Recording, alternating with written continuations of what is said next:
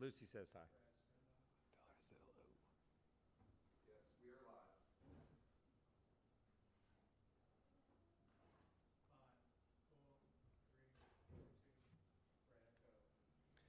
Hello, one and all. Good to have you with us on Red Barn Radio. I'm Bradford Becker. Tonight we are continuing in our 21st season of Red Barn Radio, and we welcome you to show number 808. Forrest, 808. Daniel Cain, our guest this week, is a Kentucky-born singer-songwriter and artist hailing from the small town of Stanford, where the Appalachian foothills meet Kentucky bluegrass.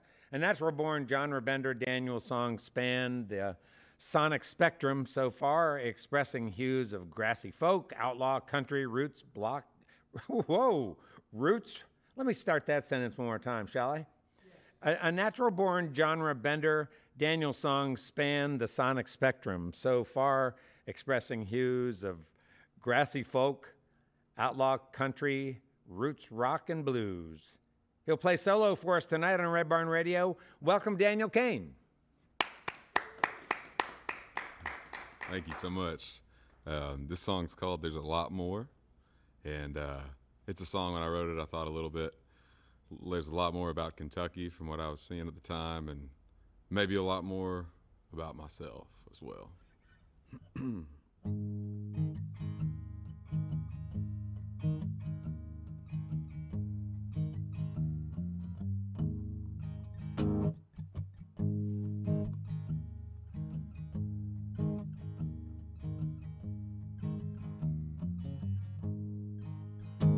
There's a lot more to home than songs about gold.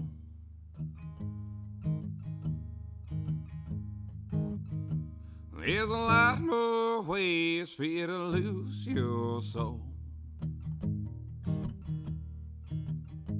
There's a lot more to home than a bag full of pills.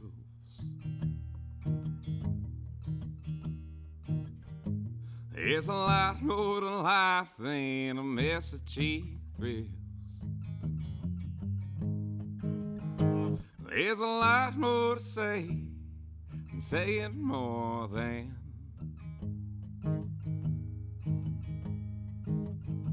There's a lot more to do than you don't give a damn.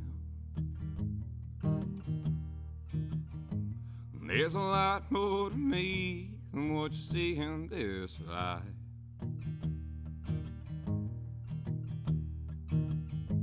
There's a lot more to me than I'm doing all right. The bluegrass, the bourbon, horses, the wine, the wildcats, churches, cardinals, and crime. Hard-working families can't turn a dime. Yeah, but somehow we'll make it to Saturday night, where I sing to my home all these songs about gold.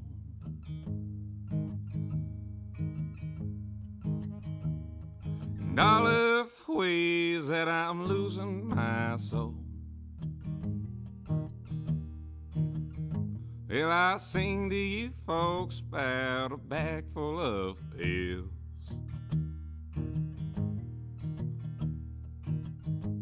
I'll sing about life and its mess of cheap thrills. 'Cause ain't much more to say than saying more than.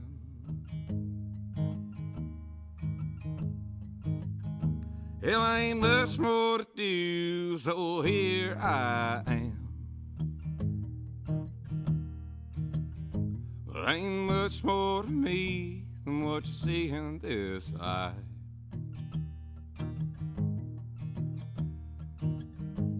Ain't much more to me, but I'm doing all right. Ain't much more to me than what you see in this life. Yeah, and look where we made it. I think we're doing all right.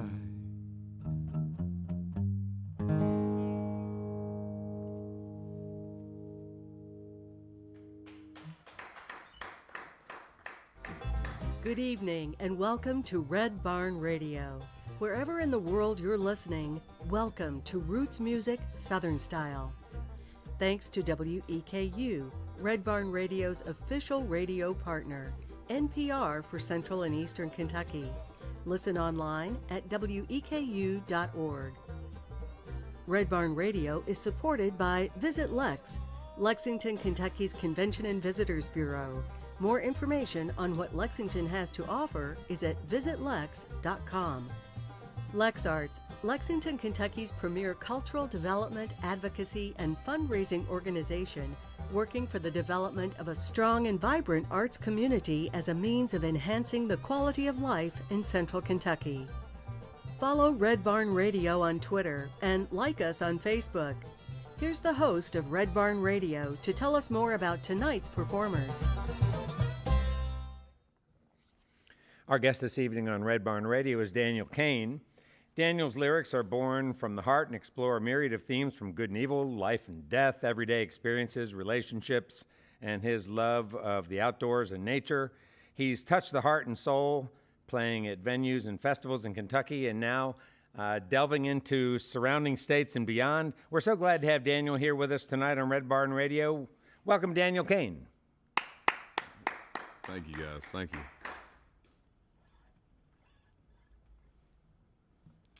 This next song's one I wrote called Who I Am, Ain't Who I Used to Be.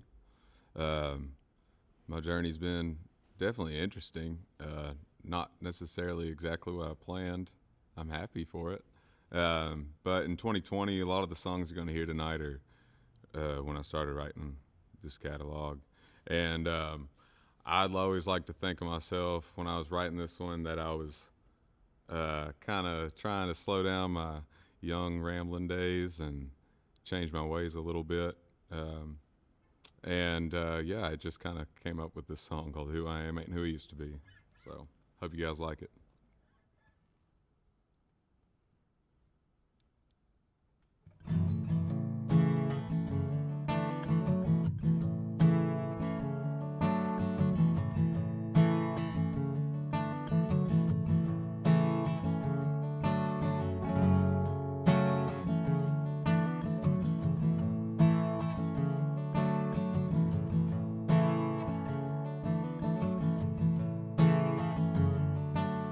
I've been known to take some risks, go all in and sometimes miss, end up right back where I started from. That's alright, it don't bother me. Lonely nights, some good company with God, my dog, and Jim Beam. We'll get loose, walk the line, sing old songs before our time, dream, living right, being free. I think back a year or two, laugh at the things I thought I knew. The time could only show what I couldn't see. Yes, I'm going back to being me. Who I am ain't who I used to be.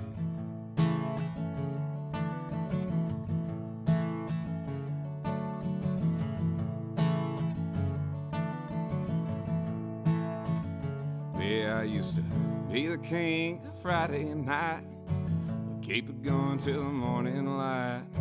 You knew me, knew a real good time. Yeah, we were hellbound and whiskey bent, raising Cain with my best friends, thinking life was a party that never ends. Times change when you're living fast. You learn the brakes only when you crash. Gotta lose it just to love what you had. Your hard times really hit the fan. Took a hard look at who I am. Son, you gotta play your cards, be a man. Yes, I'm going back to being me. Who I am ain't who I used to be. Yes, I'm going back to being me. Who I am ain't who I used to be.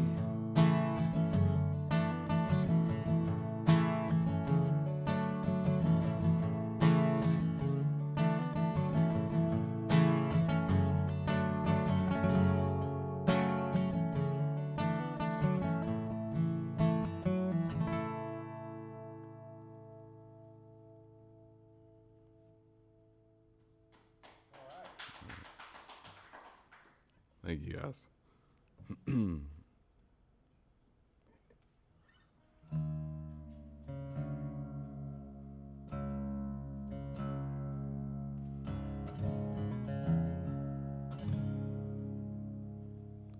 This next one's called Guitar Man, and it's a bit self-explanatory.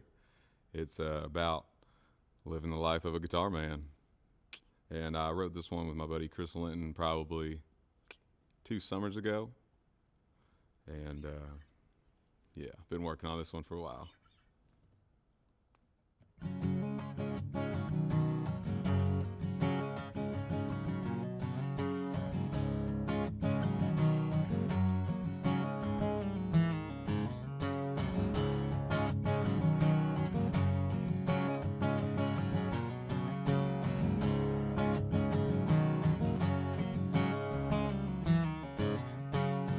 Living hard is easy for guitar man. Busting out a living with a 5-piece band. Most folks might not understand. Most folks know don't give a damn. Living hard is easy. You're a guitar man. Hustling out these strings just as long as you can stand. I got this woman by my side. She jumped on this crazy ride. Said I'll be with you until I die. Bar stools and late nights. Living hard is easy. You're a guitar man. Busting out these strings just as long as you can stand.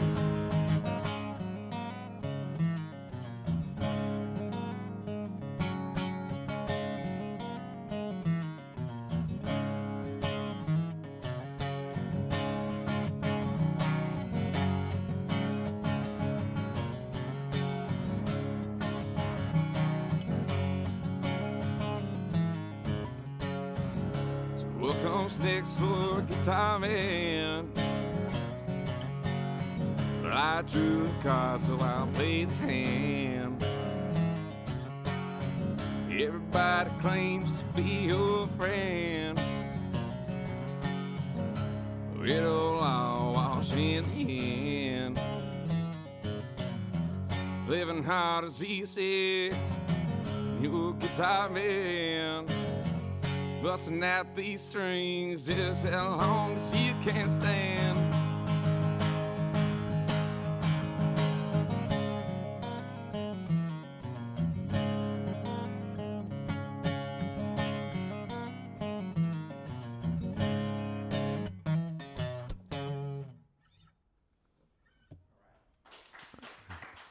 Thank you so much. Whew, get a little sip after that one if that's all right.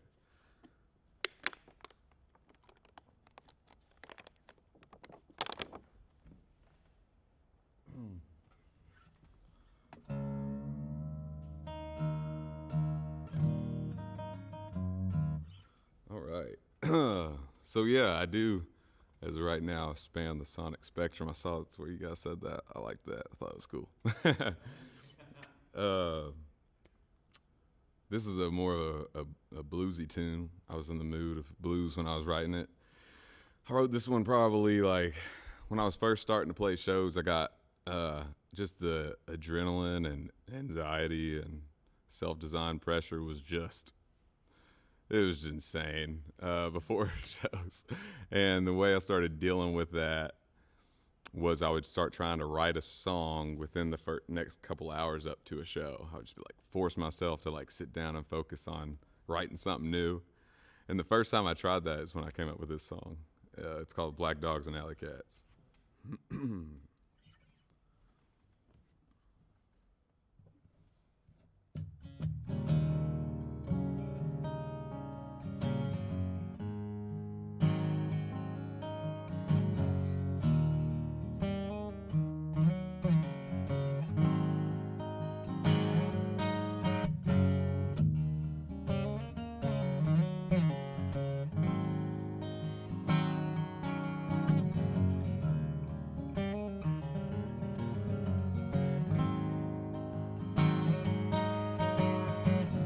Black dog in the dead of night, just walking all alone with hell sniffing, trying to get a bite, just digging for his bone. Well, he's gone hungry for a while now.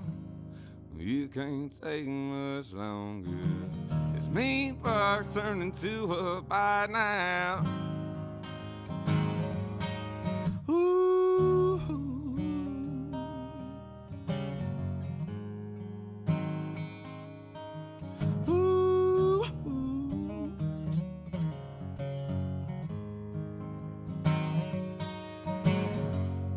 He is perked on an alley cat, silk silhouette on the loose with sharp claws looking for a scratch, a fine feline in the mood. Well, she's gone hungry for a while now. She can't take much longer. The cypher's turning to a cry now.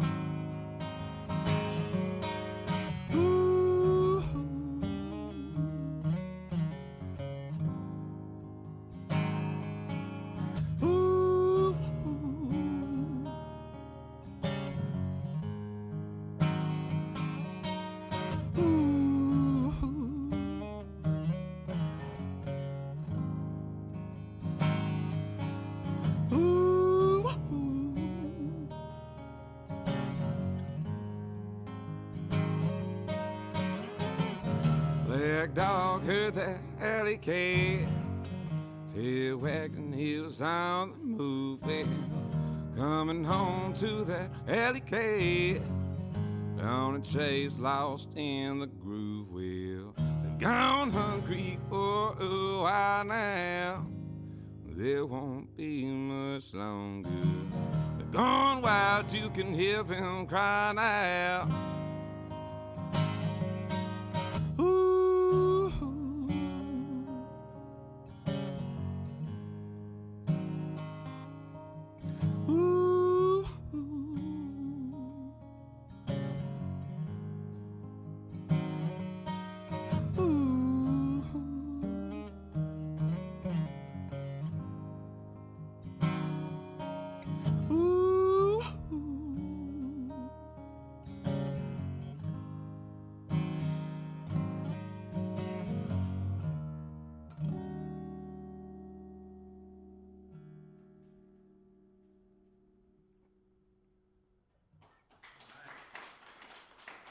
Thank you so much.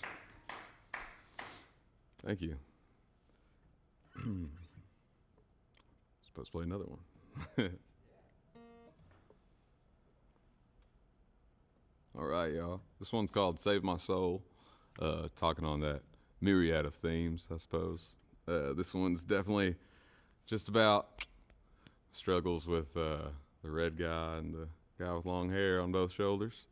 And yeah, I feel like I was raised down in Stanford, Kentucky, and My mom was like first, second generation Sicilian American, Catholic schoolgirl by the code. They come to a faith system, and then my dad was like Cain, Scots-Irish, settler type. The church is on your back and in your heart, and as long as you fear God, you're probably all right. And regardless of what I even think, that's what inspired this song.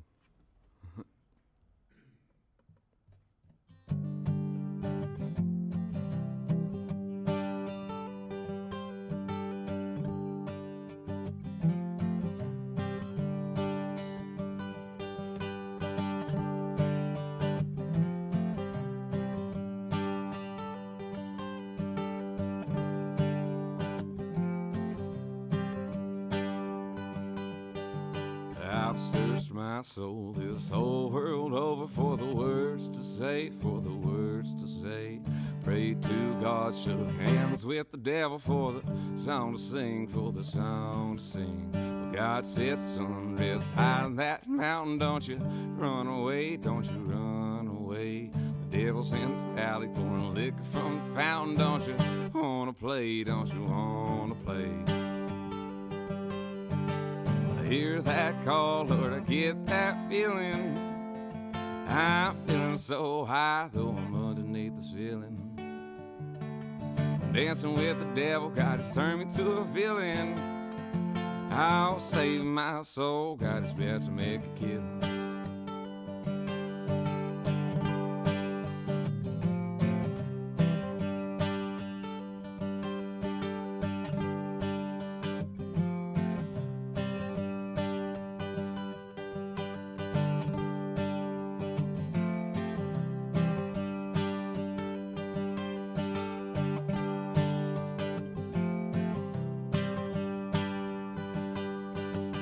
Well, God said, son, tell you what you must do if you want to be the chosen, if you want to be the few.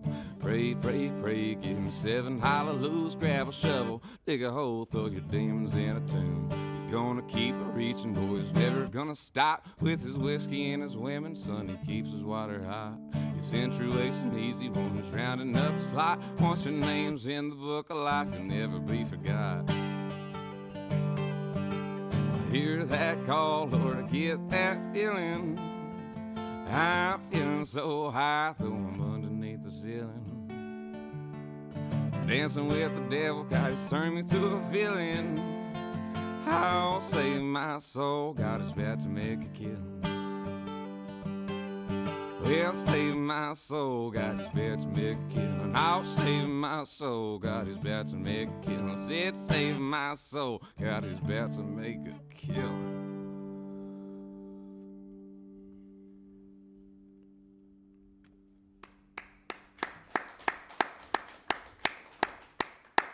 Well, hello, everybody. Our guest this evening on Red Barn Radio is Daniel Cain. I had a chance to hear Daniel play just short of a week ago down at Renfro Valley. He was there for sort of a cool show of sort of up-and-coming singer-songwriters. And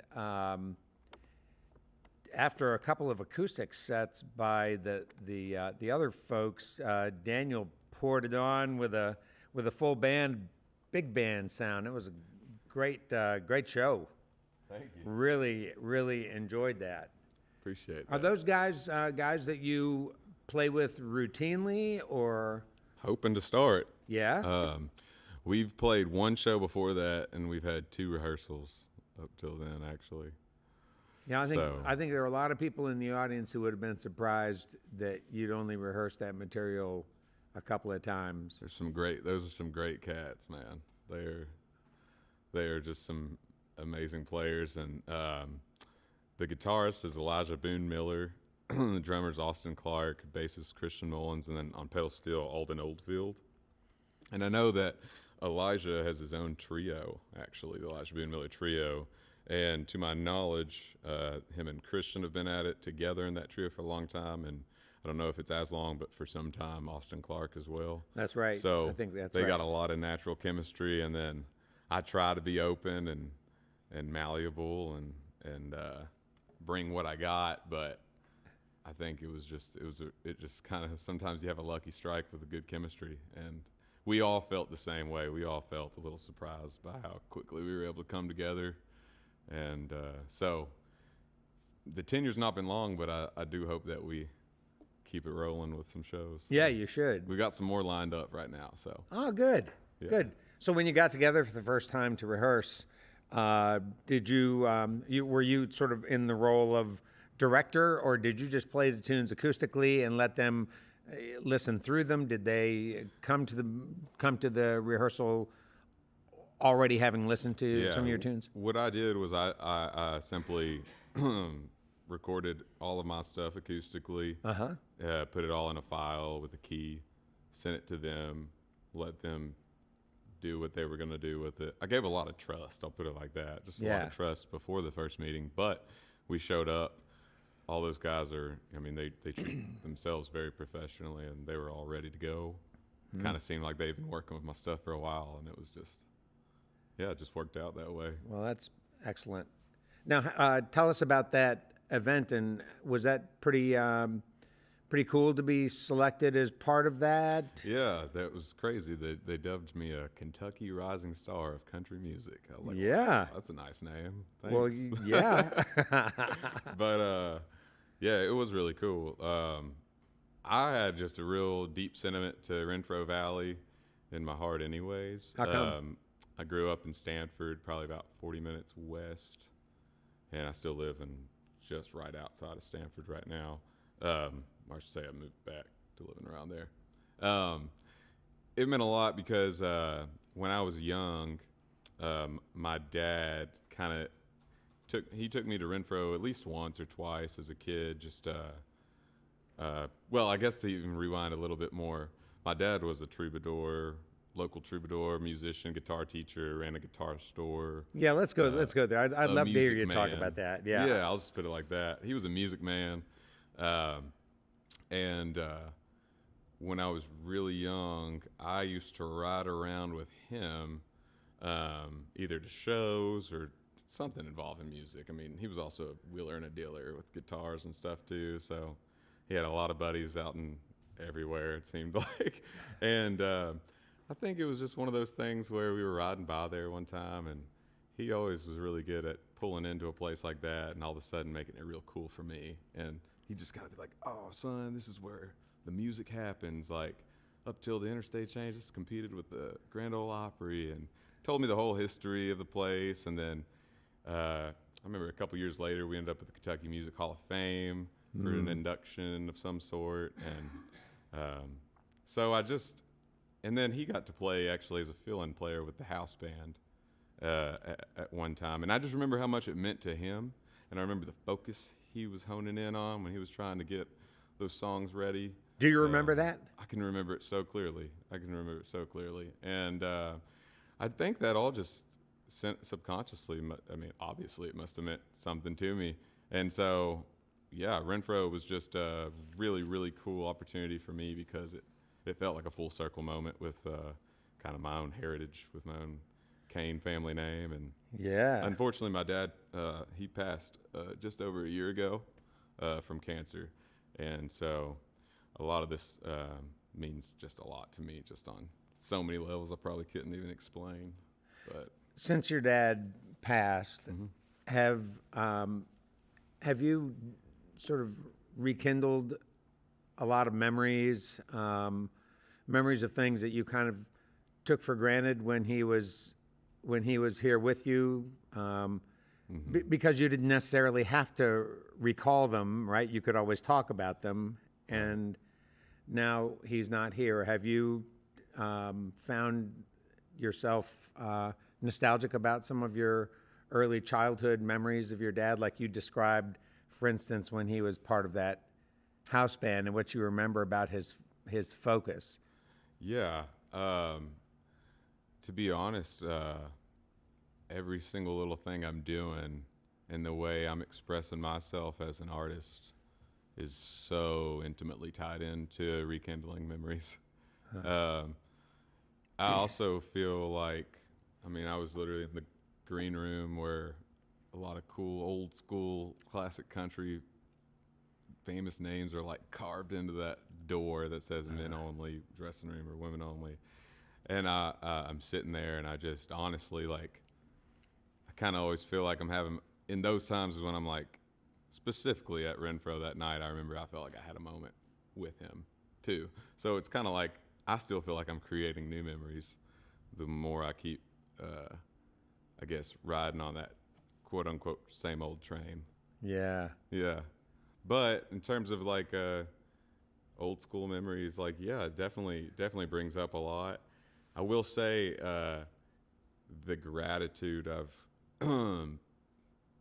I'll say, stepped into since his passing for those memories. I'll just say it like this, like, I didn't know those things would be so valuable to me.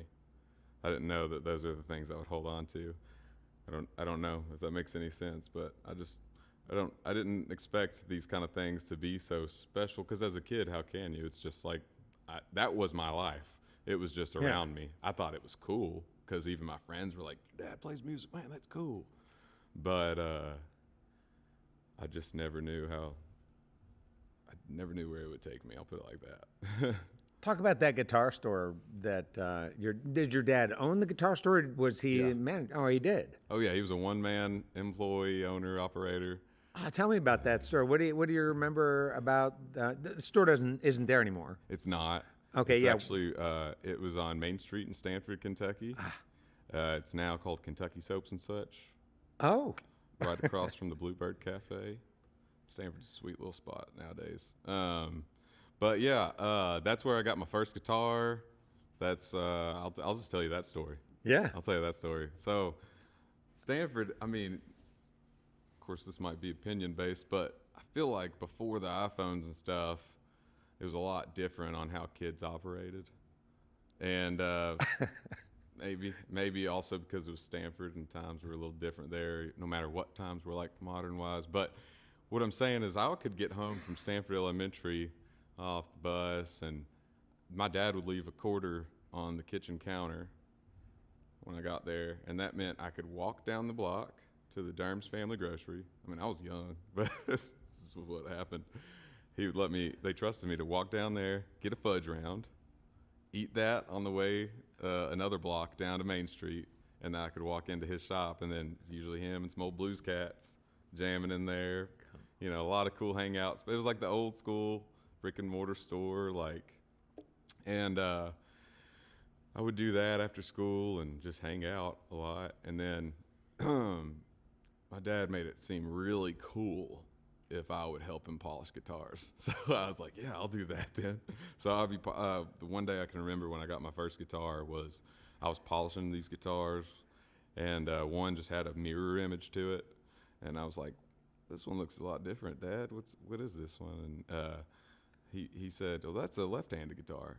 And the year before, he tried to give me a acoustic right-handed for Christmas, and I was telling Ed, I was like, it just did not work. My right arm just doesn't work like that for throwing a ball, anything. And so I think he gave up on me real quick, I'll say, on the musical aspect. But right there, he says, well, that's a left-handed one. I go, cool, I'm left-handed. I can always remember this clear as day. He goes, oh, that's right.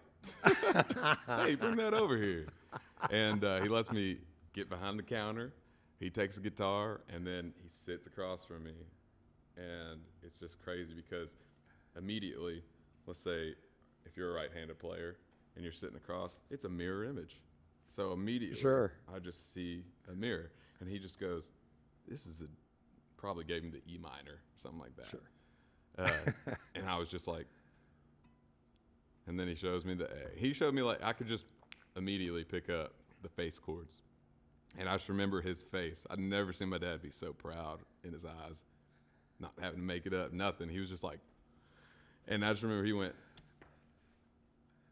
take that home. Just like that. He said, go ahead and just get out of here. Just go ahead and take that home and go play for the day. And it was a Japanese Hondo 2 Strat copy. So electric. Stratocaster copy. I've still got it. Oh yeah, always keep it. I put some skull knobs on it by the time I was 12, and Dazed and Confused DVD label right here. Sure. And that was it, man. And that's what got me started. But Oh, that's a great story. That's so funny. I teach kids in middle school, and they always tell me about how their dads tried to convince all these kids to play baseball, and they talk to me about how their dads tried to convince them to try batting left, and they're like, I can't do this. I can't do this. And your dad would have been thrilled. Oh yeah. You'd be the guy who steps right up there with that bat left-handed. Oh, yeah. I wanted to be Nolan Ryan as a kid really bad. Really bad. I think I got dinged in the head by baseball one good time, and I was like, nah, I think I'm good. Was this a guitar shop that your dad ran? What was the name of the store? It was called Main Street Music. Main Street Music. So was Main Street Music a place where sort of local folks could come and buy a starter instrument? Was that the emphasis, or did he also have high-end He had the full things too? With that store, he had the full spectrum. So you'd have boutique instruments in there, but he also had a lot of starters. It was completely buy-sell trade as well. And there was, truth be told, 75% of the guys hanging out there maybe bought a pack of strings once every month or something. But Dad had a lot of friends. That was the thing too. It was just like, it was that safe space to go in and probably jaw about whatever in life and pick guitar. And he also, he had drum supplies there. I'm trying to remember. I remember he had the original first U.S. tour Beatles poster. It's like black and white with all four of them waving like this. Yeah. From the record, that it came in the record. He had and then next to that he'd have like a Cream record, then a Merle Haggard record, then like Jefferson Starship.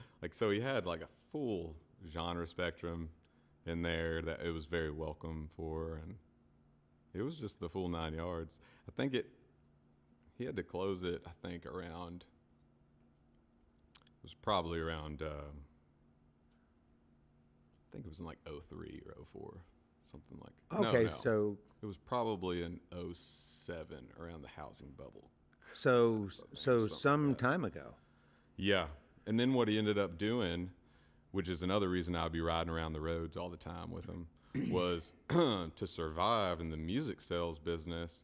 One thing he always said was killing him was when Walmart started bringing in like the Maestro guitars in the first act. It just started to, Christmas sales would go down, and then Amazon came, and then just everything. Same reason all the local hardware Exactly. stores went down. And but what he ended up doing was he had a really bright idea to start doing strictly beginner level items and putting them and renting out booths in like the peddlers malls across the state. So have you ever been in any peddlers malls out I here have. and there'd be some starter guitars? There was a very high chance it was my dad's booth at one time. I think at one time he had like 23 or 4 booths. It was like, and he was again running it all by himself, one man, and being like in like 2 bands. He was always road running. I've seen a ton of those booths because I Yeah. go into those places all the time. Yeah. And I must admit, when I'm going down an aisle and I see those instruments hanging in there, I always go like, hey, what?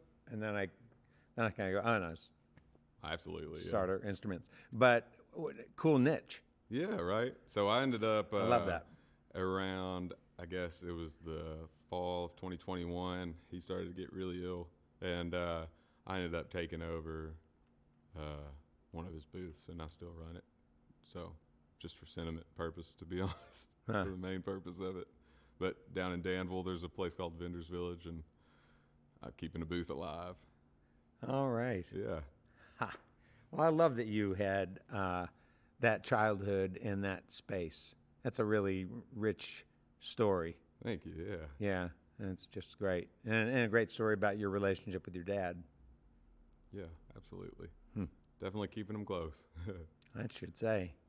Other memories of your town as through kid eyes. Do you have somebody in school who really kind of took you under their wing? A special teacher? Musically. Either or, because whether music or whatever, Sure. they still shaped you, right? Absolutely. The funniest thing was my mom was she worked in the school system for most of my raising. So she was a special ed teacher at the elementary school I went to, and then she ended up going on to be an academic coaching specialist, and then some other titles like that. And she was working at the Board of Education before she retired.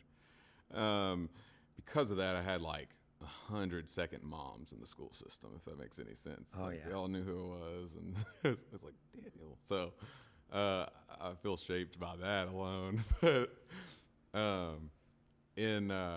I can actually speak to someone in college who really influenced me musically, because I actually never got on a talent stage. I never did a performance with my dad. I played guitar at home when I was a kid. That's it. That was it. I didn't sing. I wanted to. I was always singing like American Pie, I remember, to them, or stuff like that, or like, what do y'all think I sound like singing Simple Man, or something like that. But I was never, not looking. Even if I was dreaming, I was just like, no. And certainly not because your father instilled any kind of fear in you for that. I'm sure your dad was encouraging you. He was. All along, I right? think Dad was a little worried about what kind of lifestyle I could have got into, though. Or I don't know. Mom and Dad was, Mom was the blanket, Dad was the broomstick. If that makes any sense. And maybe my mom was more worried about that, and if Mom said so, then Dad kind of had to say so. So I can remember a couple times me actually being like, Dad, like, I kind of want to be a musician, and him being like, nah, you don't want to be a musician. Yeah, you can keep playing music, but you don't really want to chase the musician thing. But seriously, yeah, I know. I always say it's definitely I don't know that old saying, something about a pot and a kettle. Sure. Right. But yeah. And then my music playing actually started to kind of come out of a rebellion towards my family a little bit. When I was a young, I guess I'm still pretty young, but when I was in undergrad, I actually got to study abroad. I got the chance to do that through my scholarship and tuition program. Oh, cool. And I went to Reading, England, and lived there for like 3.5, 4 months. And there was this German-Turkish girl named Barry O, who I bumped into at a bar at a campus pub during a football match. And I was just like, oh, hey, sorry. And then she like turned around, she's like, she literally looked at me and she said like, are you American? And I was like, yeah. She was like, you have a very deep voice. And I was like, thank you. And she said, I've just started a rock band. Do you want to sing in it? And that was like, I kid you not. That was, I mean, I didn't know her from Adam. I didn't know a single thing. I'd never performed. And I just looked at her and went, yeah. Just like that. And then I was like, what? I've never sang before. And she was like, that's cool. You're American. It'll work. And I was like, well, what do you want to sing? She was like, we're going to do the Kinks and the Doors and something else, and the Beatles maybe. And I was like, yes, absolutely. Let's do it. And then she already had some like couple small gigs at the World Cafe, the Global Cafe, I think it was called, in Reading, and then like some other thing. And then I just jumped into it like that. And I remember calling my family and being like, I'm not coming home. Yeah, right. No, actually, this is what I said. I said, I think I'm going to do it. And I was like, the worst thing that happens is I absolutely fall on my face. And then in a couple months, I'm heading across the continent anyway. I'm going to hop the pond. They never have to see me again. They're a perfect place to start and try. You say to your parents, well, you said you were going to give me a liberal arts education. I'm liberated now. Exactly. They were Nice. like, oh. But, and then, yeah, I got into music that way in terms of that aspect of being an artist and performer. And I could keep going. Yeah. But well, let's talk some more in a little bit. Sure. So we can hear you play some more music. Cool. All right, let's get back to some music with Daniel Cain.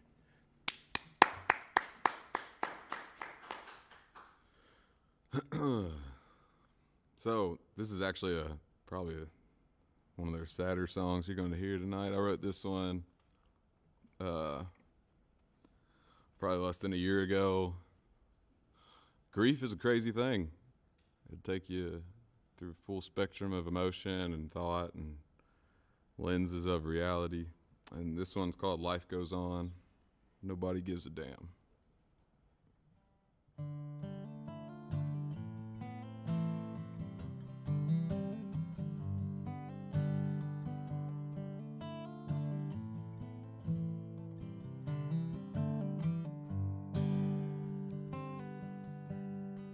Mama got sick and daddy's done died.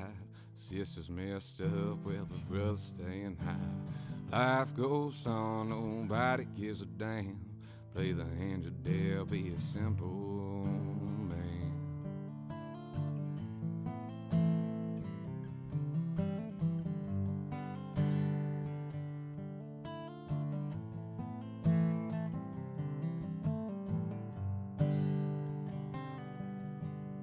So much loss, one where's it all go? Burns all away like a number 9 coal. Keep on pushing, I don't know why. Keep it all together for the thief in the night. It's the same old story, oh, it's just another life. Gonna get stuff, well, our dreams still a lie. Life goes on, nobody gives a damn. Play the hand you dealt, be a simple man.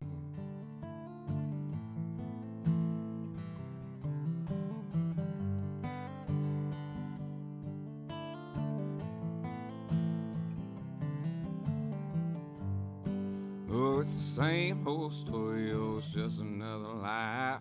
Gonna get stuff, well, the dream's still alive. Life goes on, nobody gives a damn. Play the hand you dealt, be a simple man.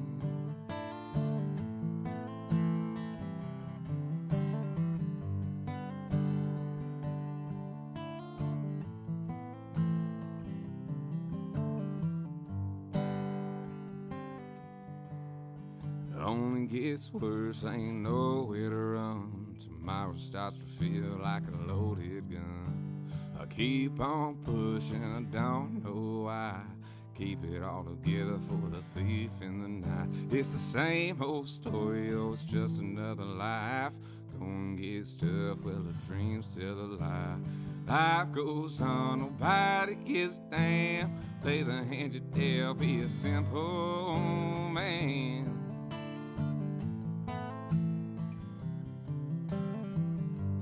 Simple man.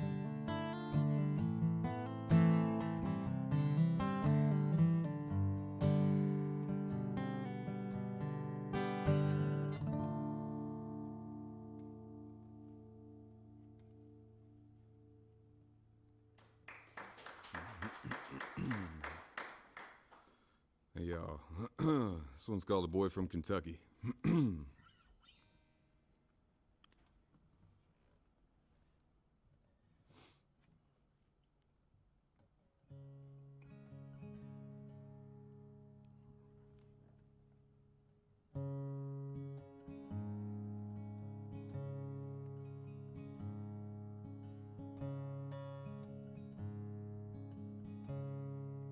Boy from Kentucky, who don't know his way. Gets lost in something, honky tonk holler, place where his guitar can play. He's been to the mountains, he's been to the plains, had it this country, had it this world, still can't find a place to stay. He's a boy from Kentucky, and no, he don't know his way. He gets lost in something, honky tonk holler, place where his guitar can play. He goes on a walking, picking his tunes, crying out lonesome, and singing the blues. He's a boy from Kentucky, No, he don't know his way. He gets lost in something, honky-tonk holler, place where his guitar can play. But he can't find a woman to stand by his pain. Only sunshine, only the good times comes around less often these days. Boy from Kentucky who don't know his way, gets lost in something, honky-tonk holler, place where his guitar can play.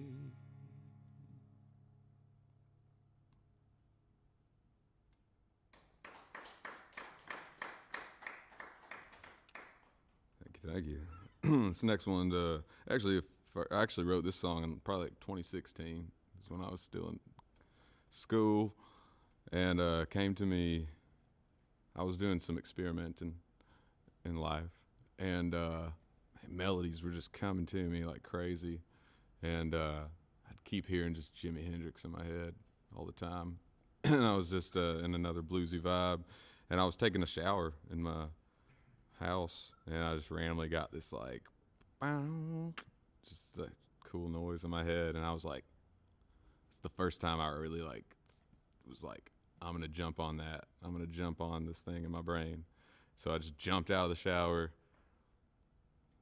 full birthday suit, full wet, just grabbed my guitar and was trying to make it make sense, and then it's kind of how I came up with it. It's kind of like a blues vignette. It's called Rambler.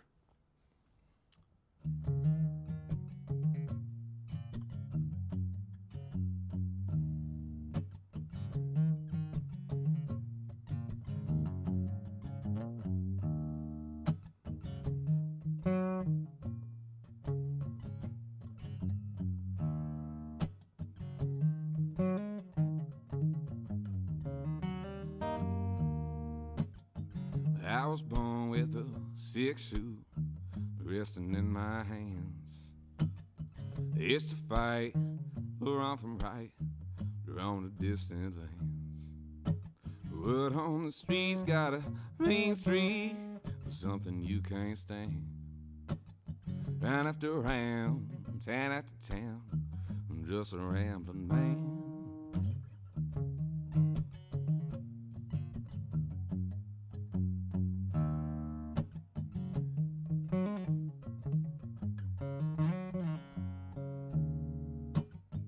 I was born on the other side of the track, nobody put a spoon in my hand. Where I'm from, the winter's always cold, and the fathers, they just don't give a damn. So when you're talking about those good times shared, well, I just can't understand. 'Cause I've been running all my damn life, swear I'm just a rambling man. So move down the road, move down that road. Little honey's gonna save your soul. Move down the road, move down that road. I guess the next stop is Chicago.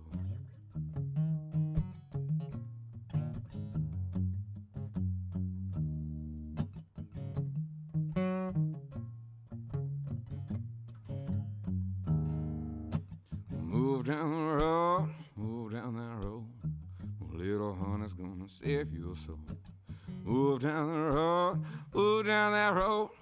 I guess the next stop is Chicago.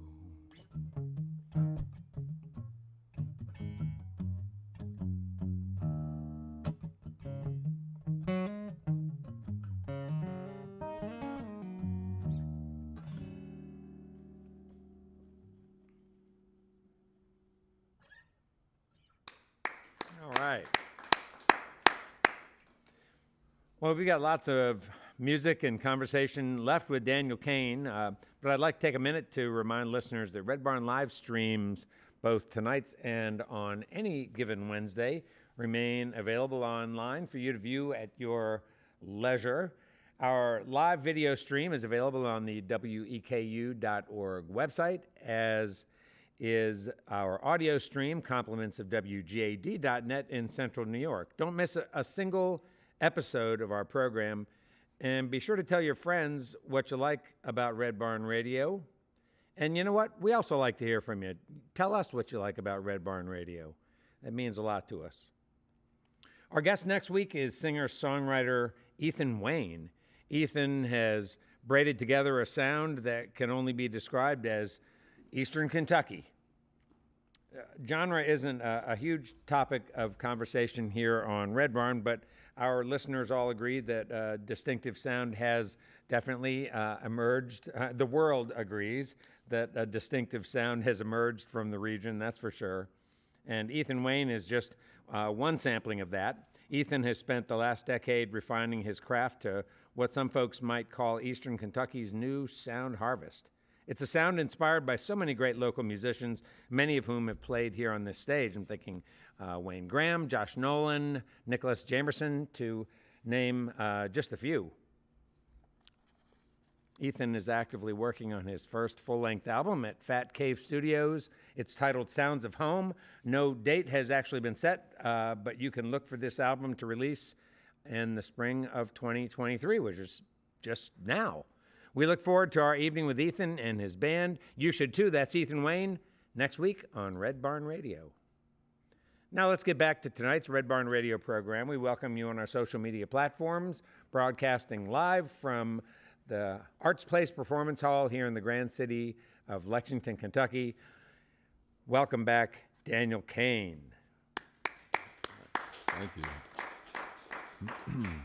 I gotta say, Ethan Wayne, man, is a talent. I haven't gotten to meet him myself yet, but when I played Festival of the Red last year, I got to watch his set from backstage, and I was blown away. He's about as good as it gets. Well, I'm sure he says the same of you. Maybe so. Yeah. I do think our names rhyme pretty well too. Ethan Wayne, Daniel Cain. Yeah, right. Not a bad double bill. This next one's a gospel song I wrote. I like to call it Revenant Gospel. It's called Get Away.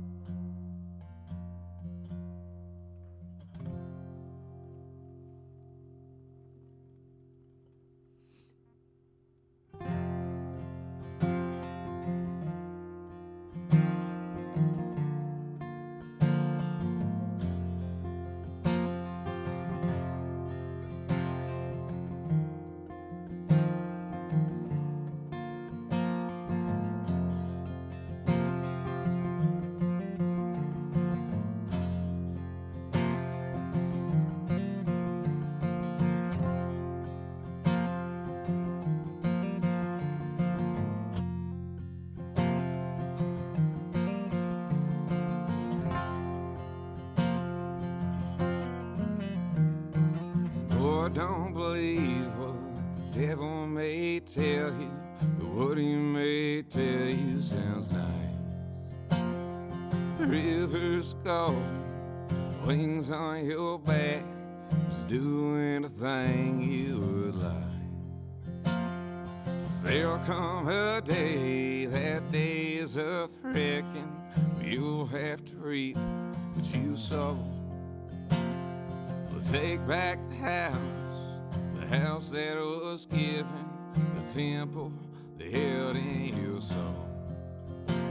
Get away, get away, get away. Get away, get away, get away. Get away, get away, get away. Get away, get away, get away. I spent my life in worry and fearing just how I'm gonna get down the track. Meanwhile, the world just keeps on turning, no matter the faith that I lack. So we have a choice, the free will to make it, to walk into loving His path. So turn towards the sacred, reject the forsaken. Mercy will cover His wrath. Yeah, oh, get away, get away, get away. Get away, get away, get away. Get away, get away, get away. Get away, get away, get away.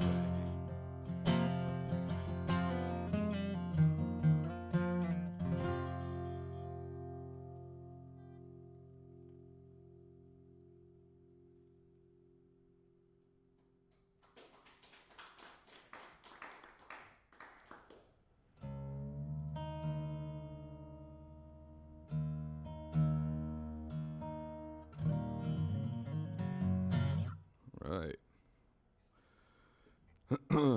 This is called Fall. It's probably the first love song I ever wrote. Maybe the only one still. There's another one I'm working on. It's arguably love. That's a good song right there. Arguably love.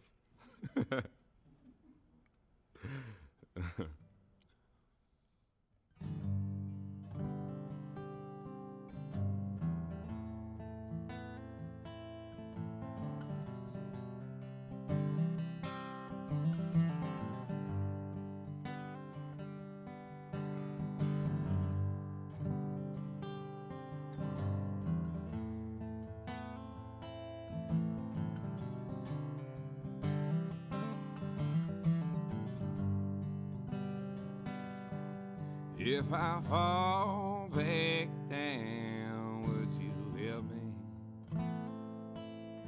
'Cause I can't stand no more rain. Would you follow me down to the river? Look inside and just flick the pain.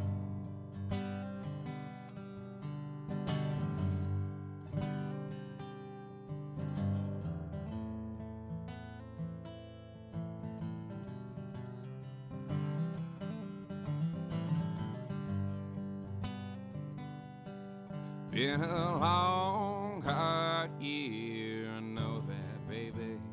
But don't you think that maybe we can leave our troubles behind? Like them good old days, I see you fading. But honey, I ain't faking. Gonna make sure everything's alright. If I fall back down, would you help me? 'Cause I can't stand no more rain. Would you follow me down to the river? Look inside and just flick the pain.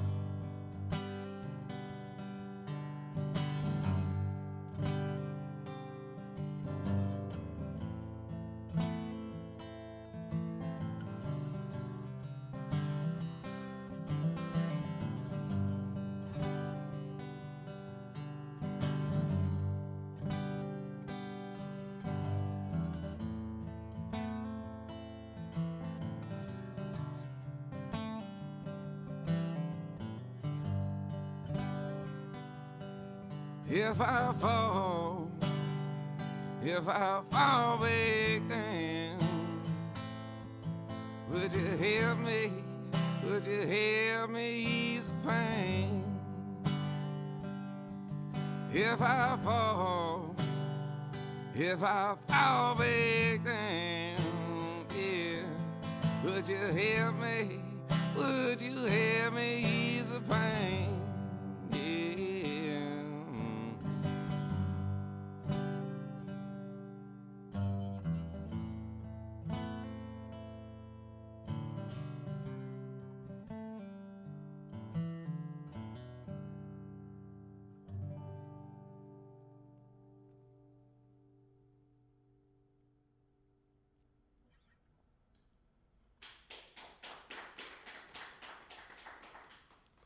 so much. This is a newer one.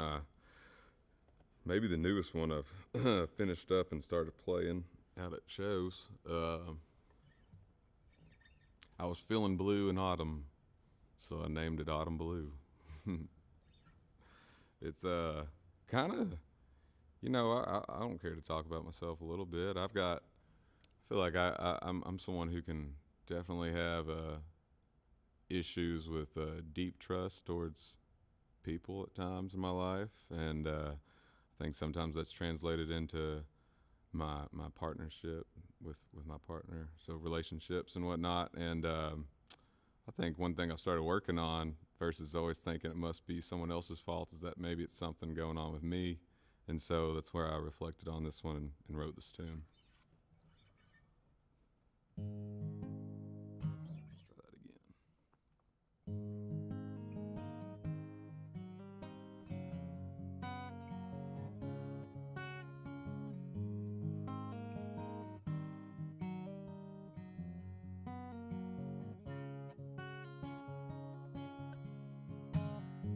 What if I said my heart is broken?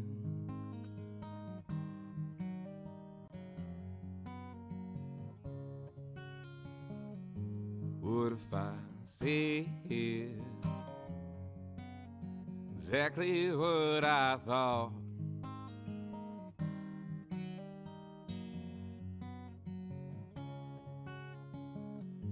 What if I said I no longer trust you?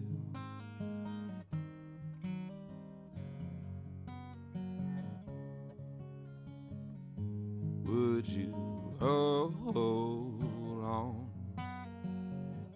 as long as we need to?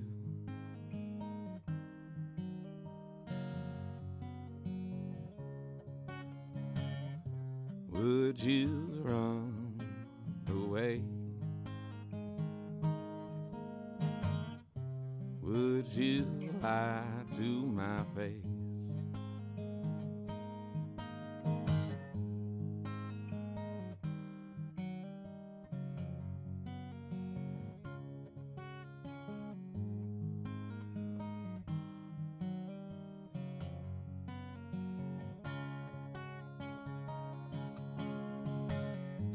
I don't know.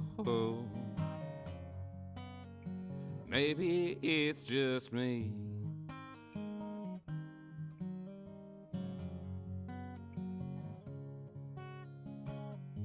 All these scars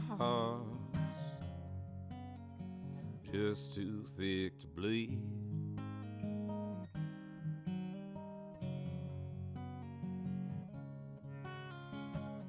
So I just hold on as long as you need me.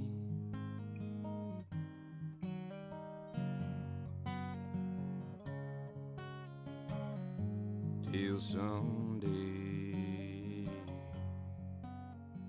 angels take us away.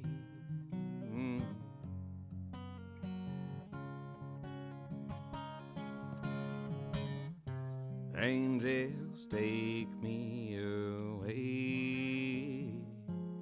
How I pray.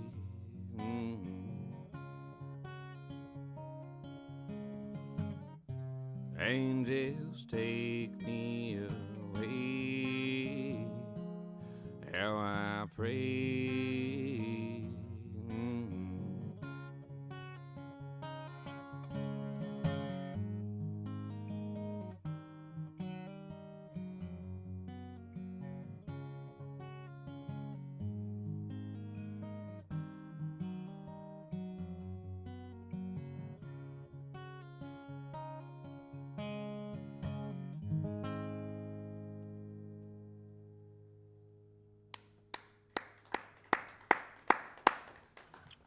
Daniel, you want to do I wonder if you want to do a little tune.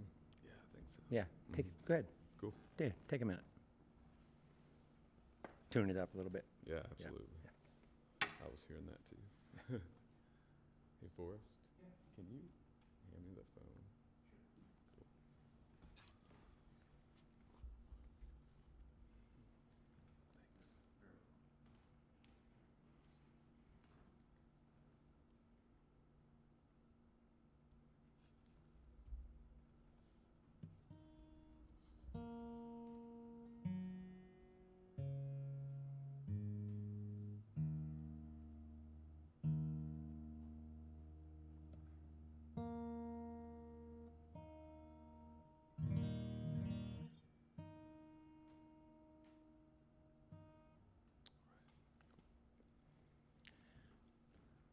All right, we're back with Daniel Cain. And Daniel, you were in Nashville for a time, right? Yeah, I lived in Nashville from like 2018 to basically a solid 2 years. Oh, 2018 to tell us 2020. about that experience, how you ended up going there, and then what happened while you were there, and what you learned while you were there. Yeah, so that kind of is a perfect segue and leg from where we were Good. on the last one. All right. So I had mentioned I was getting into the idea of playing music and pursuing art in general. And essentially when I came back from Europe, I immediately joined the Kentucky Folk Ensemble over at the school I was at, What school was that? Center College. Oh. hmm And then that's where I'd say I got my first music mentor in the sense of the stage I was at in life, and like someone really like was going to them, and it was kind of nice to have somebody impersonal compared to someone like my dad at the time, where I'm 20 and making a lot of decisions my parents probably like ugh about. And mentor. Right. so he was really helpful. His name's Nathan Link, Dr. Link, and he's a professor of music over at Center. So he really helped. He was leading that ensemble, and he kept me also motivated and kind of moving towards forcing me on stage and stuff like that, Yeah. breaking my mold. And at the same time, actually, I was actually really into hip hop, and I still am as well. I know that it seems people always seem to like lose their stuff for some reason. I don't know, but I ended up. So I was making tons of beats all the time. I thought of myself as a producer. I was making beats in my room with a bunch of friends, participating in fun activities. And and so I was like starting to like write raps all the time and stuff like that. And I was like, that was a way I was really able to express myself at the time musically with penmanship, and it was essentially just poetry in motion. And so when I ended up choosing to go to Nashville, I mean, my folks knew that I was really into what I was doing, which was just music in general.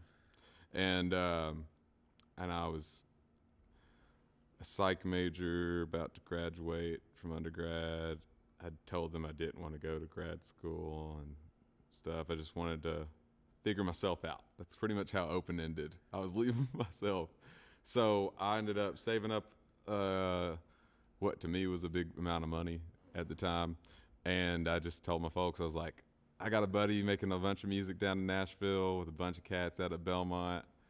I'm going to move down there. That's pretty much how I put it. So that's how I ended up down there, was I just kept chasing music in my head.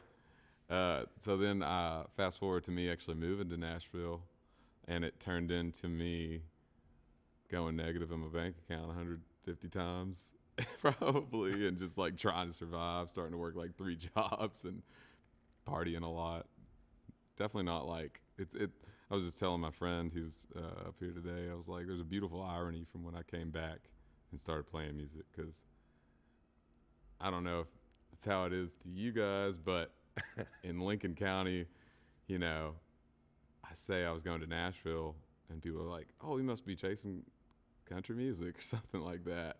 And then they see me, and then they only started to have that conversation point once I was playing music, once I moved back from Nashville.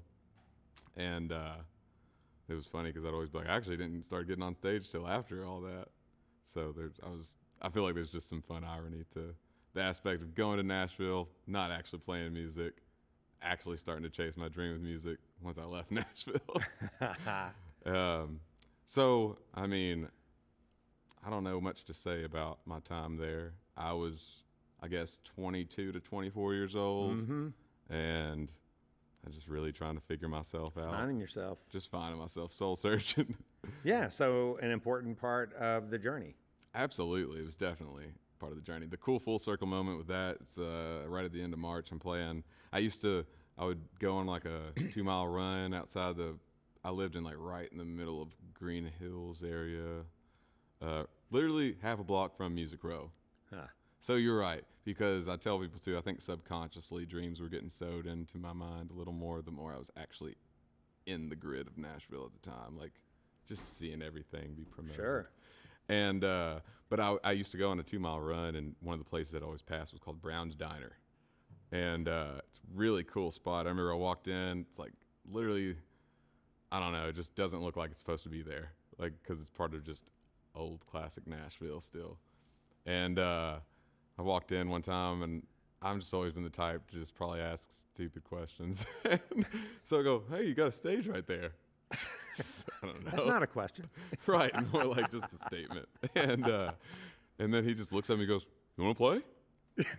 And I remember thinking like, "Oh, well, if I had but Well, I didn't ask no. to play. I was just remarking that you have Just a stage remarking there. That's got a stage."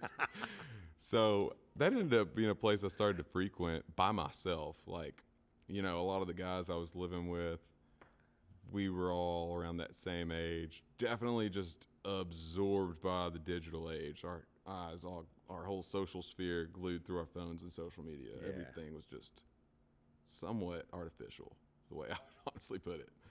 And I remember that would be a place I would walk into by myself, just like not even telling the guys at the house or whatever, just a place by myself. It almost felt like a cool little avenue for me to feel like I was at home, because it kind of felt like an old place my dad would have been playing music at as a kid or something. Right. Just a smoky old bar with a really good burger. And so when I guess when I released my first single just about a month ago, Copperhead. Copperhead, Yeah. I ended up sending it to you guys. And then I also sent it to Brown's down there. I thought it would be a cool, maybe that would be the cool place for me to play my first show down in Nashville. And so I ended up sending it to them. I was like, "Hey, I don't know if you guys remember me. Probably a lot's changed since then." But he immediately responded and was like, "Hey, yeah, DC, how you doing?" It was really cool. And then we just worked it out and got a show. So I gotta say something about Copperhead. You know,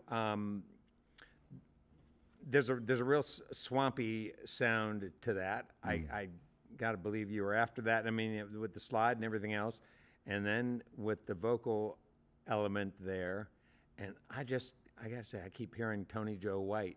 And are you Tony Joe White listener? I'm afraid to Poke say. Salad Annie. So anyway, you can check it out. Yeah. Check it out. School me later. Check it out. That's cool. Yeah, but you've got your own thing. You know, it's not. I don't, it doesn't feel like a clone by any means. Yeah. There's yeah. just some of the spirit and you know, mystery of what happens in his music. I hear in that song. For sure. I It's just, appreciate that. yeah, it's just great. Just You know, great. a lot of people, that's the thing, man. I've been making anywhere from lo-fi, riding in the car, hip hop, making beats. Then, I mean, I might write a song like A Boy from Kentucky, or Who I Am and Who I Used to Be, and then something more blues like Black Dogs and Alley Cats, and then Copperhead, real swampy. And that's the thing, like, I really feel like I'm just expressing myself through that. That's just my medium, like, and that's the thing, like, I feel so confused when at the thought, like, you're supposed to sound like one thing, I guess. Like, to me, I don't know, like, I don't mean to sound, I want to sound humble. I don't know if it sounds humble when I say this, but truthfully, when people go like, "What's your sound?" I just want to be like, "I'm Daniel Cain." That's just what I want to say, because I don't know, it's just all me, if that makes any sense. I'm Yeah. always, definitely I can say, hand on a whatever means something to you, that I'm trying to just be myself every time I put my head down to that. I have influences, and I'm inspired by certain things. And that day I might be inspired by something more specific, but I want to keep myself. What I've been telling people is like I was at the gym and I ran into someone that knew I used to make a ton of hip hop stuff. And then he said, "Really didn't see you for going country on us, man." That's what he said. And I was just like, "Well, just wait till the next single, man." That's just what I said to him. I was just like, it's just all whatever. Well, were you concerned about being part of the sort of rising stars in country thing? I mean, if you really want to be yourself and have your own directions, is it concerning to you to be part of a build that's sort of sold that way? No, I thought it was cool. Yeah, good. Yeah, I was like, just because it's truly, that's part of it's all whatever. Like, I'm like, yeah, if that's where I fit at this time and place and time and space, then I guess that's where I am. Well, it could be the changing stars in country. Yeah. It's like the changing face of country. Yeah. That's good too. Yeah, I like all that. Yeah, what do you what's your take on entertainers? Do you have some favorite entertainers, or some thoughts about the kind of entertainment you like to see? I'm not necessarily talking about musicians, Sure. but what do you think of those special elements that someone going into this field needs to be clear about? Just being yourself. I will say that. I think that as long as you're approaching anything with raw genuineness, and then wherever that seed ends up taking, whatever fruits bear from that tree, I feel like that's what people need to take into stuff. It's just what I value. But like in terms of entertainers in general, I don't know. I can remember being, I'm the baby of my family. My sister was 10 years older than me, so I was born in 1995. And when I'm 3 years old, she's got the NSYNC and Backstreet Boys VHS tapes. Yeah. And I was one of my first biggest entertainers in my head is Justin Timberlake. I loved that man was hilarious, talented, could act. So I've always liked the aspect of people who did Renaissance man type stuff. I'll just put it like that. Like, could just do it. I thought that was so cool. That's a high bar. Yeah.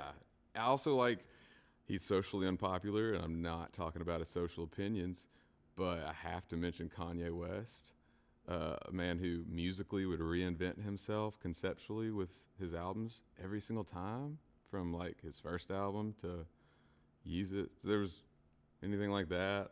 Kid Cudi was one of my first biggest inspirations with his openness about mental health, and then making that quote unquote dope in the rap game where it was not that welcome at the time. So I do like people that push the envelope. Yeah, I mean, those are some just real quick in my mind entertainers I like. Do you think the entertainers nowadays are more at liberty to be themselves? Like, for instance, you talk a little bit about your mental health a little bit, for instance, being able to talk about grieving, being able to talk about depression, these kinds of things. That seems to me to be a healthy thing. Yeah, I think so. I will say my true opinion is that there is a crowd for everything.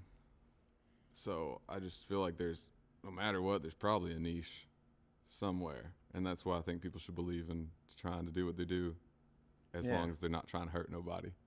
That's the way I really feel. I think a smile is really important to me from an entertainer. I want to know the entertainer is having a good time. Yeah. And smiles can tell lies, right? But I mean, you're a smiler, and that goes a long way for me. I mean, I like that you're always conveying that you feel sort of privileged and also happy to be doing what you're doing, and that's a real generous thing to offer. A smile is a pretty generous thing to put out there. Yeah, I feel like I was just telling my therapist this morning, actually, talking about mental health awareness. But I was just telling my therapist this morning that I mean, it's like my second session. And so we're just getting to know each other a little bit. Or she's getting to know me, I guess. But Give me your name after the show. I was like, right now? Is that legal? No. But she was asking about how the Renfro went, or the Renfro Valley show went, and this was my true response. I was like, well, I hope that this is an equation for my success as long as I can stay sane with it, but I am the type that I'll reach like this privileged, grateful dream point, accomplishment, something I'm doing, and that I do have this is something I'm actually trying to change within myself, but I have a little bit of a propensity to immediately be unsatisfied and just be like, cool, what's next? Like, I just have that climber mentality to me, matched with, this is exactly what I told her, was that part. And I was like, but there's just as much this other part of me that is like totally still blown away with what I'm able to do right now, compared to what I used to have as a concept of self-belief. I never thought in a million years. I mean, the way and I could tie that into my dad, the way I used to look at him was just so big. I think it's pretty normal for a lot of kids. Yeah. And so what he did was so big that I could never, ever, I just couldn't. I could never, not me. No, not me. I couldn't touch Dad. And so he was an upright bassist in Dix River Crossing on this 10 years ago. So something like Red Barn is absolutely privileging. And so what I told her was I explained that, and then I said, so I have that side to me. On the other side, I swear, I mean it, if somebody cut my hands off today and I couldn't ever play another show, I already, or if Lord said time to go today, I'd be very happy and absolutely feeling blessed for what I've already been able to do. Yeah. So I have both of those to me, though. I also do have just that part of me that, like, I can't smell the roses sometimes. Yeah. But it also pushes me forward. Yeah. Way to go. It's been great talking to you. Thanks. I'm Really? like, am I too honest on here? Nah. And I really enjoyed it, and we love your music, love your songs, and glad you could come on. I've been very grateful myself, and it's been an honor. Thank you. All right. Let's get back to music with Daniel Cain. All right.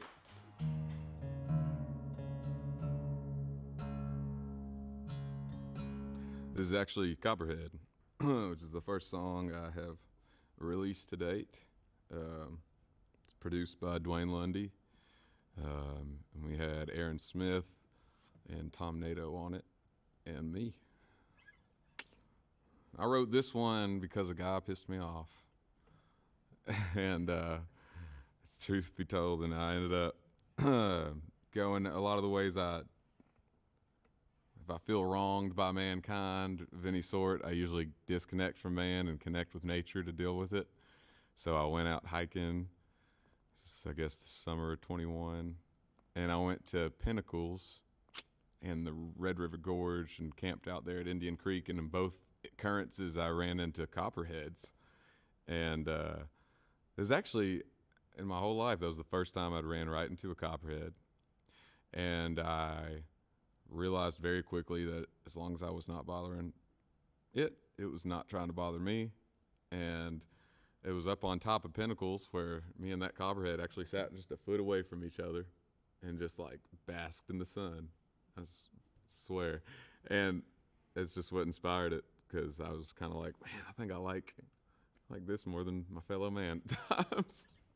So this is called Copperhead.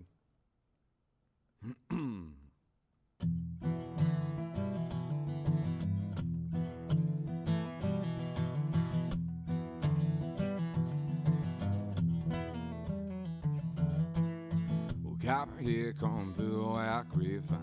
Eyes peeled, probably looking for a tree. He got his field gone to a rocky hillside, soaking up the sun of fine God and me. A young man going camping back country, had to get away, need to breathe. His backstabbing man's feeling like a snake bite. I can all the venom out of my bloodstream. Well, Copperhead don't want no trouble. Copperhead's want none of me. Copperhead's finding God in the sunshine. Think I prefer the new company.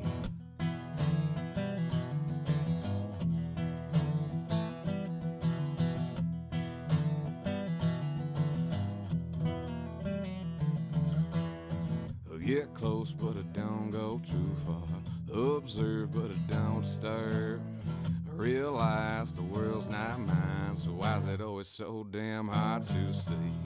Man's always had a problem getting too close. Man's always gotta push the bill.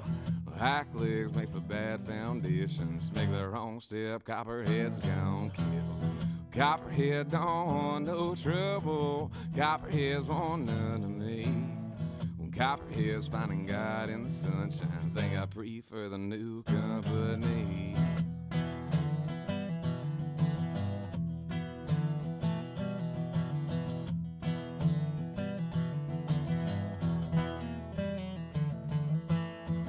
Copperhead don't want no trouble. Copperheads want none of me. Copperhead's finding God in the sunshine. Think I prefer the new company. Copperhead don't want no trouble. Copperheads want none of me. Copperhead's finding God in the sunshine. Think I prefer the new company. Copperhead don't want no trouble. Copperheads want none of me. Copperhead's finding God in the sunshine. Think I prefer the new company.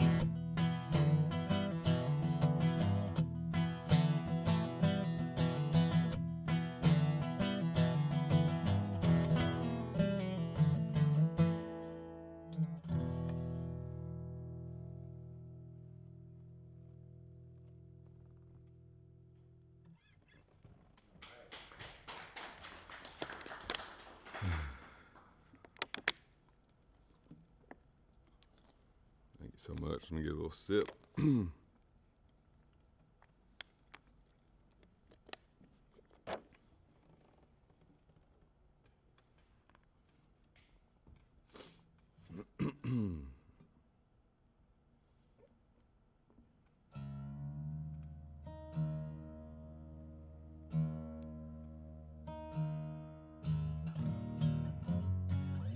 This next song's one I wrote when I was feeling like, what did I get myself into with this music playing stuff? It's called Can't Find My Way Home.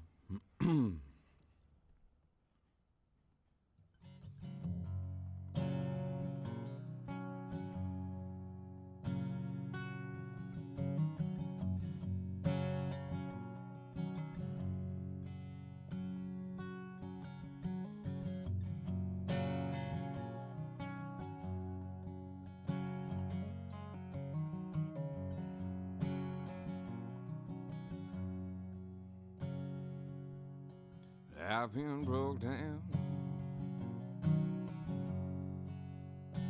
They drove this thing past empty.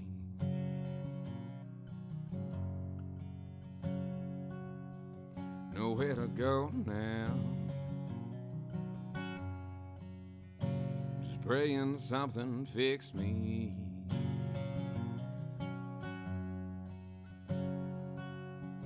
Where'd all this come from? Path I stumbled on.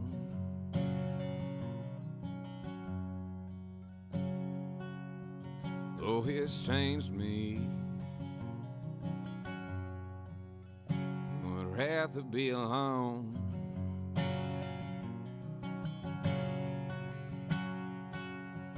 Though I try, oh, I try, I can't find my way home.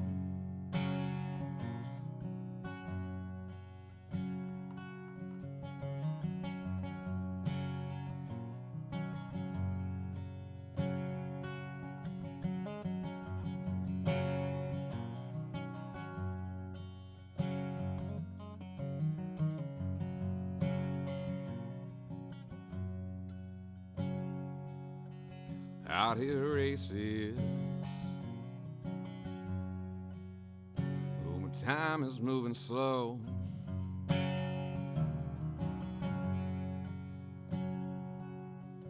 No more chains now, pulling which way to go.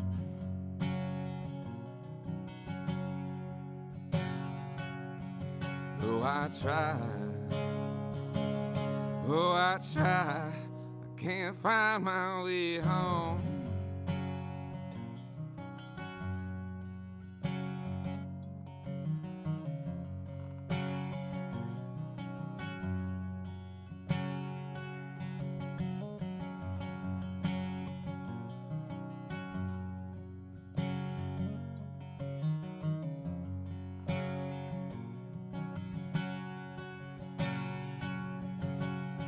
Roads uphill, there ain't no light at the tunnel traveling on. Cup on fill, I don't know how I'ma keep on pushing on. Well, I think about my friends and all the people that I'll miss.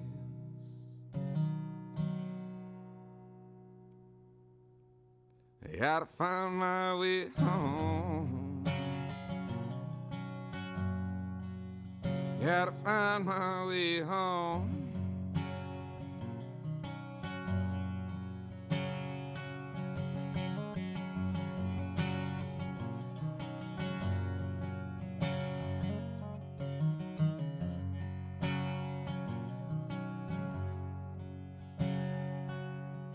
I've been broke down. They drove this thing past empty.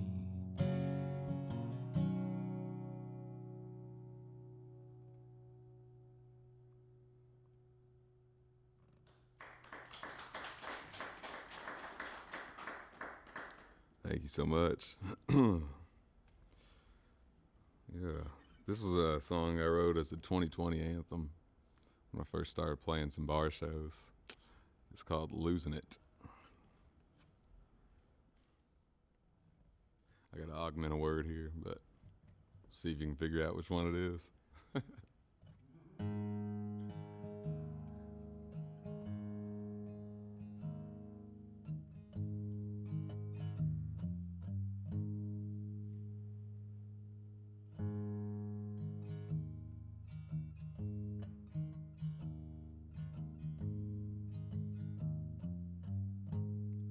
Well, I'm really losing it. I'm losing my mind. So crack me a bottle, pass me the light. Yeah. Care if I restart that one once? Try that one more time. I about said it. All right. So this is Losing It. And I must be losing it.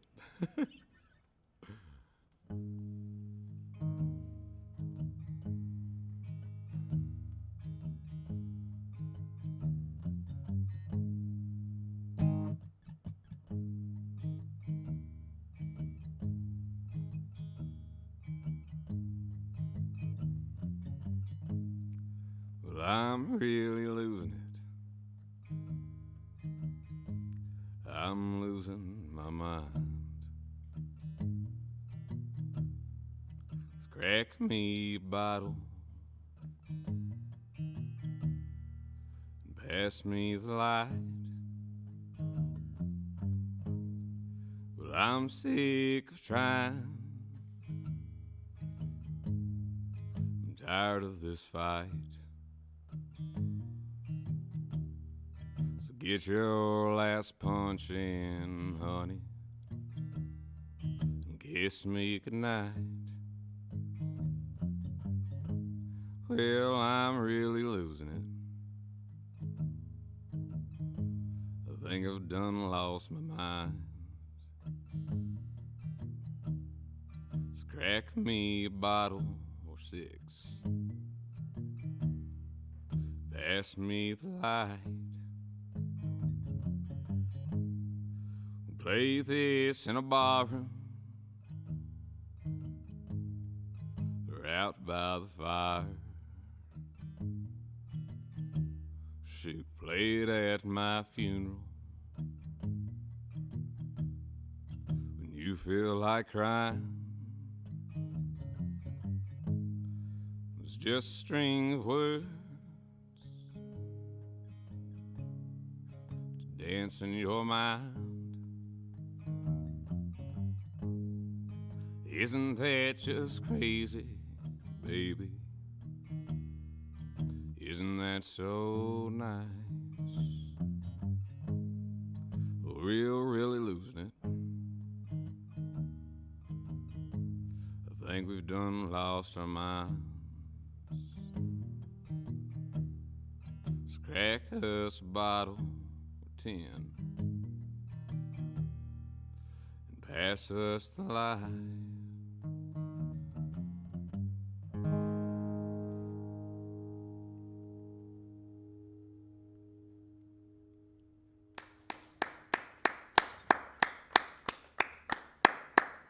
Well, there are so many people to thank for our program tonight. First, Daniel Cain, our guest on this evening's Red Barn Radio program.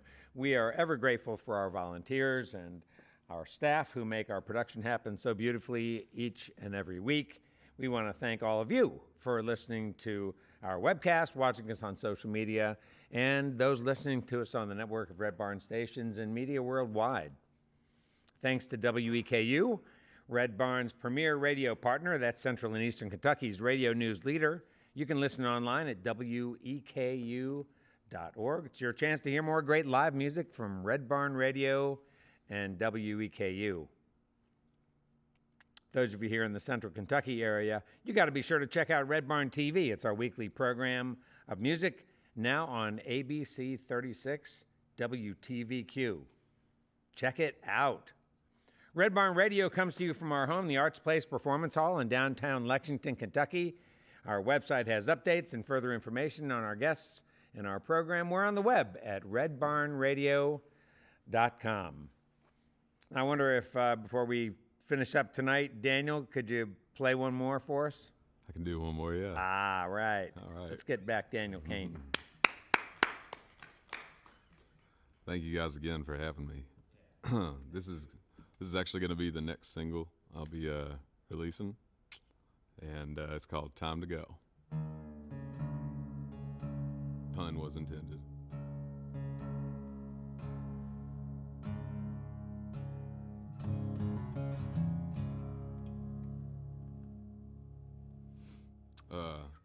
Speaking on this one, the song is about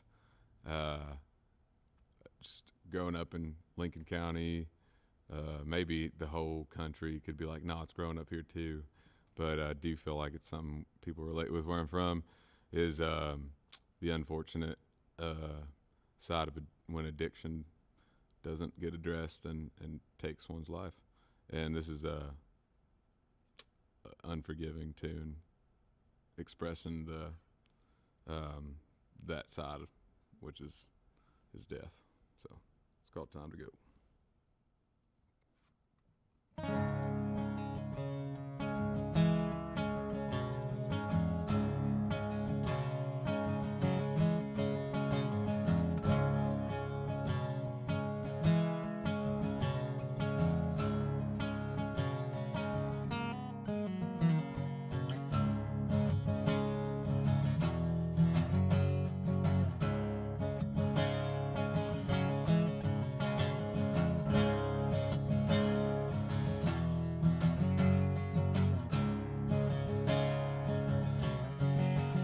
Late one night in a cold black room, I saw death come for you in those hills of Kentucky. For those pills will see me. Honey, it's time to go. Baby, you ought to know by now. Honey, it's time to go. Baby, you ought to know by now.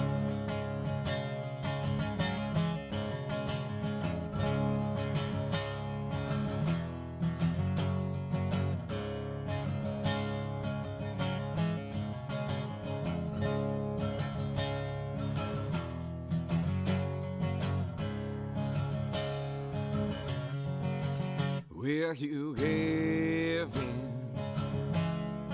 Play those games. Give your own soul. Ease the pain. Well, there's poison in this water. That's why the moon shines in the hollow. Honey, it's time to go. Baby, you ought to know by now. Honey, it's time to go. Baby, you ought to know by now.